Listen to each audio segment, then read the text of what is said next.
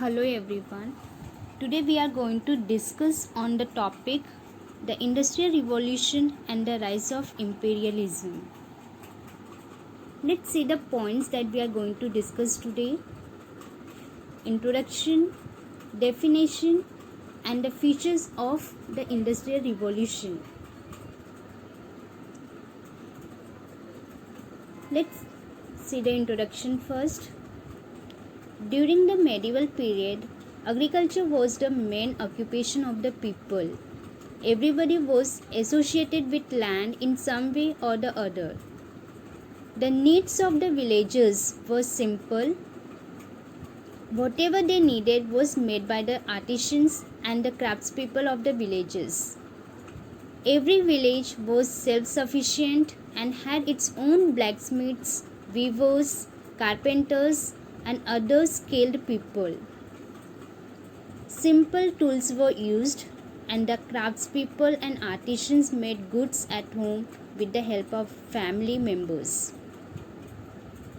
Merchants supplied the raw materials to the artisans and sold the finished products.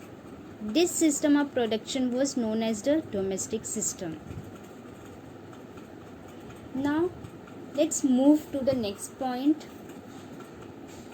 The exploration and discovery of new lands led to an increase in overseas trade and commerce. This in turn led to the growth of towns and cities and the emergence of the wealthy middle class. The domestic system could not cope with this growing demand.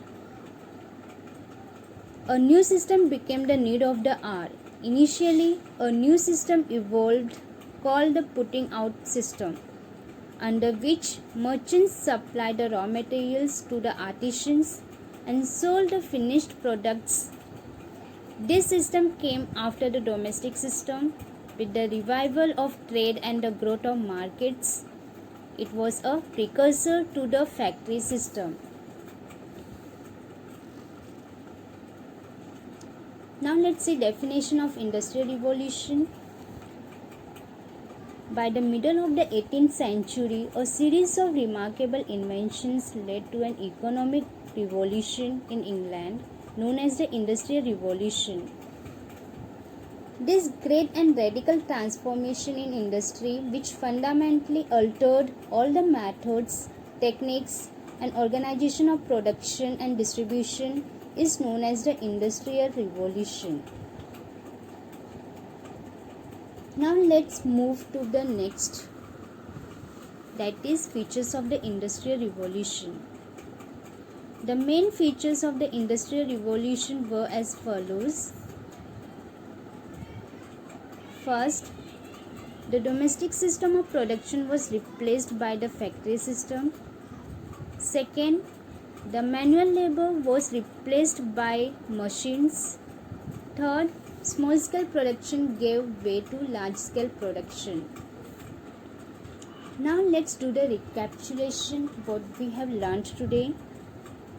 Today we have learned introduction of Industrial Revolution, definition and the features of the Industrial Revolution. Thank you.